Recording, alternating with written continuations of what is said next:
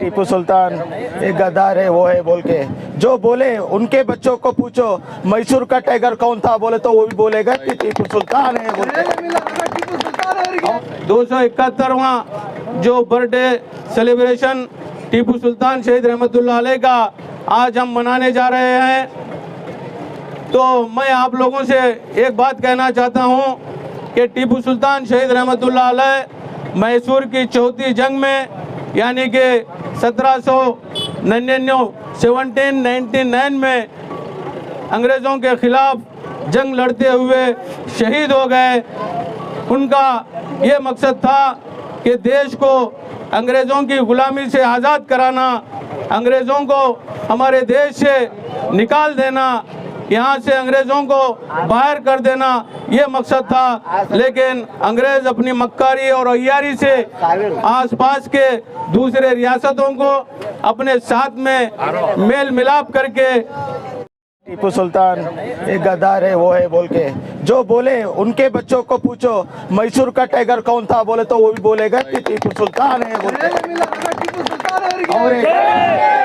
और एक हमारा टीपू सुल्तान का तलवार आज भी विश्व के फेमस म्यूजियम में अभी भी है। वो गद्दार रहता, उसका तलवार वहाँ कैसा रहता, आप लोग सोचना चाहिए। अब इस बार ऐसा कर रहे हैं तो अगले साल इससे भी भारी टीपू सुल्तान का जयंती मैसूर तक जाना चाहिए। वो खाली मैसूर का टाइगर नहीं है, इडीं भारत देश का टाइगर है बोल के मैं दो बात बोल के के लिए अभी अफसर मियां साहब बोले, हम जैसा स्वार्थ लोग बोल के बोले, बहुत लोग स्वार्थ के लिए इस देश में बड़े बड़े फिल्म स्टार को लेके आते, हीरोइनी को लेके आते, हीरो को लेके आते हैं, उनका बर्थडे मनाते हैं। लेकिन इस देश को आज़ाद करने के लिए, इस देश को सेकुलरिज्म मतलब हर तबके के लोग, जात धर्म सब बाजू रख के इंसानियत के तरफ से, इंसानियत के नियत से देखे जैसा एक देश बनाने के लिए उनका खुद का बच्चों को ब्रिटिशों को हाथ में गिरवी रखा गया है। ऐसा शख्सियत इस देश में कोई भी नहीं है।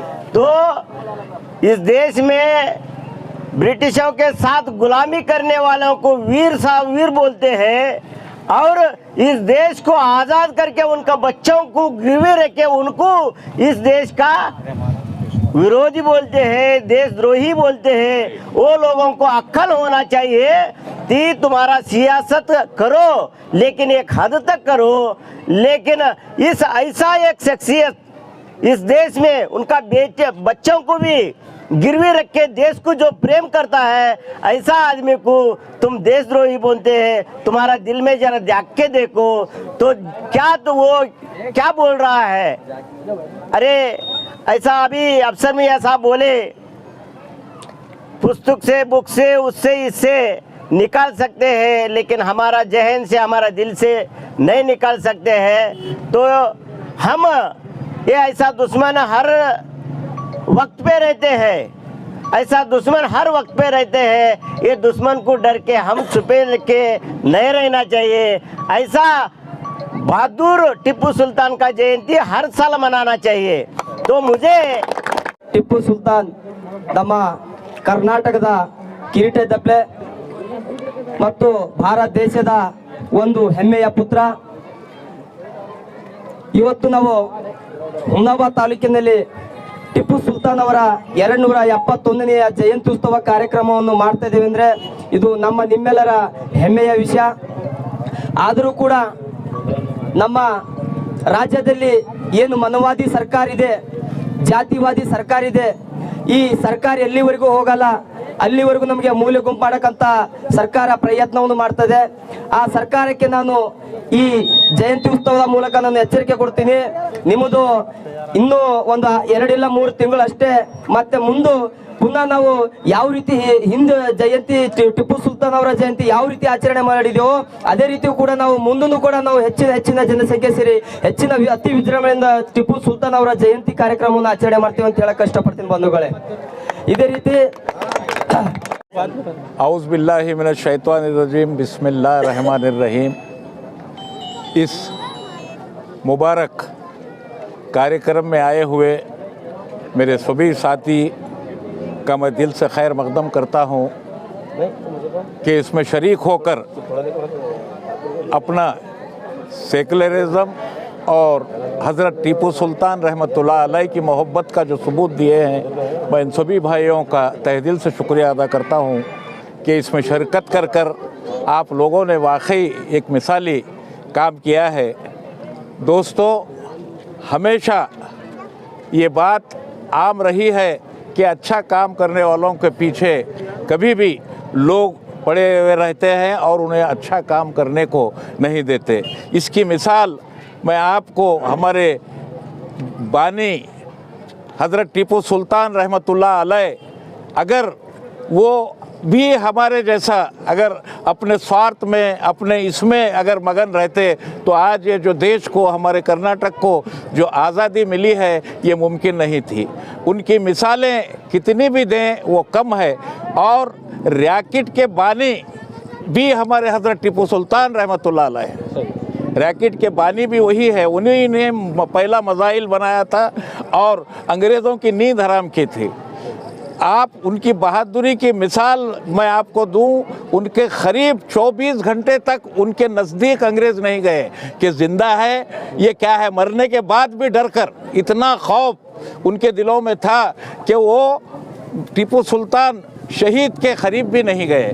टीपू सुल्तान शहीद को जो काम कारनामे अंजाम दिए हैं वो इतने सेकुलर बादशाह थे, वक्त के राजा थे कि वो हर उस चीज़ को मंदिरें मस्जिदें तमाम चीज़ों को अपने हुकूमत में तमाम को ग्रांट किए, तमाम का ख्याल रखे। उनकी मिसाल चाहे जितनी दे। अब आज के तंग नज़र लोग ये कहते हैं कि वो गद्दार थे, वो थे, इसके ख़िलाफ़ थे, उसके ख़िलाफ़ थे। मैं दोस्तों आपसे कहना चाहता हूँ कि अल्लाह उन्हें करवट करवट जन्नत नसीब फरमाए टीपू सुल्तान रहमतुल्लाह अलैह को कि वो इतने सेकुलर और इतने बहादुर थे कि वो आज हमारे में हमारे बच्चों में वो जज्बा वो बात हमको लाना चाहिए।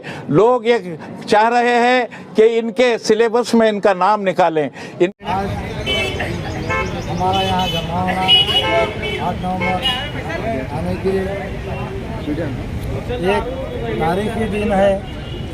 हज़रत शहीद टीपू सुल्तान रहमतुल्लाह अलैह का यौम पैदाइश हम मना रहे हैं। आज एक ऐसी शख्सियत है टीपू सुल्तान जिसकी तारीख कई सदियों से चलते आ रही है।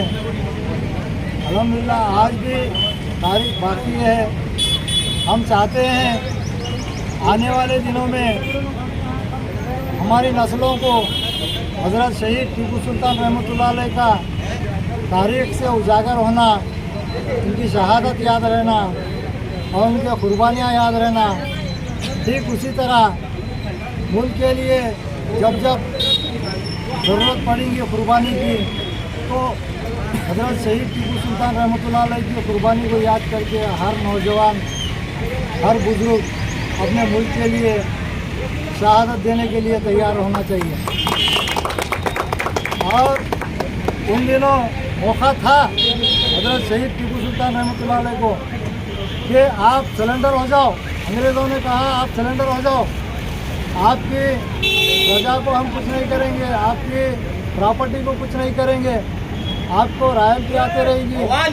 तो उस वक्त शहीद टीपू सुल्तान रहमतुल्लाह अलैह ने कहा मैं ऐसी प्रॉपर्टी को ऐसी सल्तनत को मैं ठोकर मारता हूँ मेरे मुल्क के लिए। वो कहकर अपने शहादत को कबूल किए, लेकिन ये अंग्रेज़ों की ग़ुलामी को कबूल नहीं करे। हम ये कहते हुए मैं ये कहता हूँ हमारी आने वाली नस्लें जो है हज़रत शहीद टीपू सुल्तान रहमतुल्लाह अलैह की आज़ादी के लिए, उनके कुर्बानी के लिए, उनके तक़वे के लिए याद करते रहेगी। मैं इतना कहते हुए मेरी बात को ख़त्म करता हूँ।